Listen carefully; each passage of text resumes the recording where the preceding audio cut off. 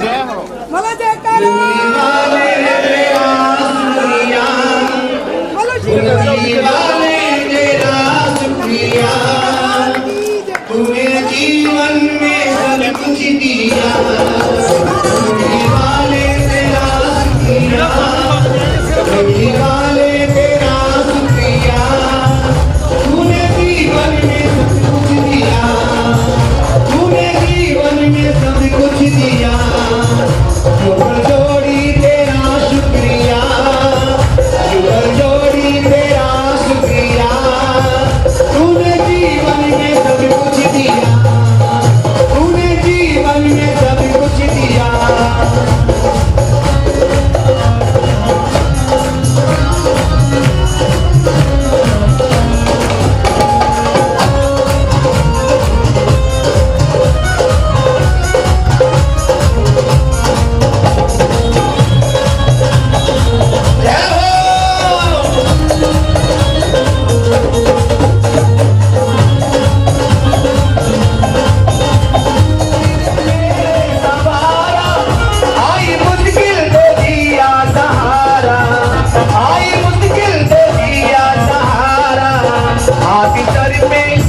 हाथ सर पे मेरे रख दिया हाथ सर पे मेरे रख दिया जुगल जोड़ी तेरा शुक्रिया हाथ सर पे मेरे रख दिया जुगल जोड़ी तेरा शुक्रिया दिल का कमल खिल गया जुगल जोड़ी तेरा शुक्रिया मेरे दिल का कमल खिल गया जुगल जोड़ी तेरा शुक्रिया लगने वाले तेरा शुक्रिया तूने जीवन में सब कुछ दिया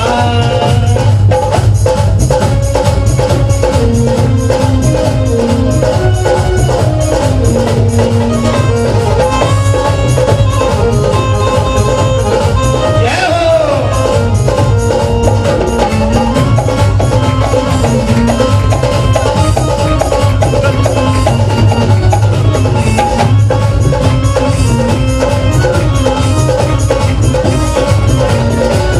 तुम्हारे दर्शन को संगता है आई आज खुशियों की महफिल सजाई खुशियों की महफिल तुम्हारे दर्शन को संगता है आई तुम्हारे दर्शन को संगता है आई आज खुशियों से महफिल सजाई आज खुशियों से महफिल सजाई सोना दर्शन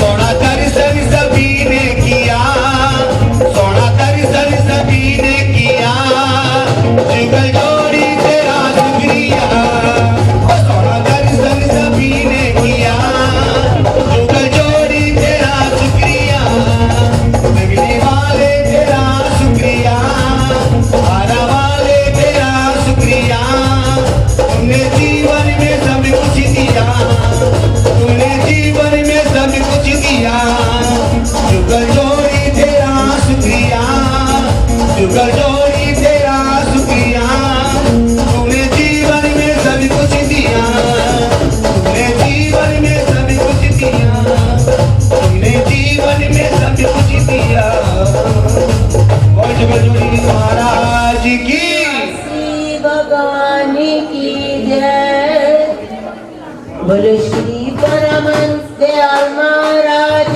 की जय बोलो श्री जुगल जोड़ी महाराज की जय बोलो श्री स्वामी जी महाराज की जय श्री सतगुरु देवाय नमः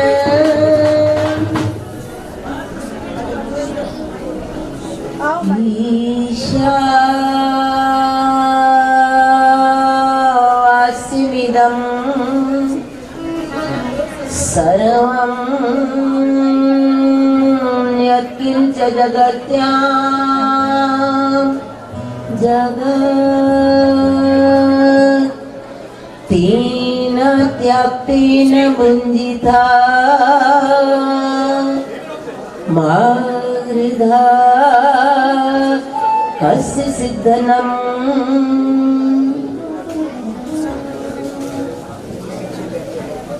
श्री स्वामी जी, श्री जुगल जोड़ी महाराज जी हमारे आराध्य देव, जिनकी छत्र छाया में रहकर भक्ति की, प्रेम की अनूठी छटा देखी, सिखाया बहुत कम, व्यवहार में उतारा बहुत अधिक।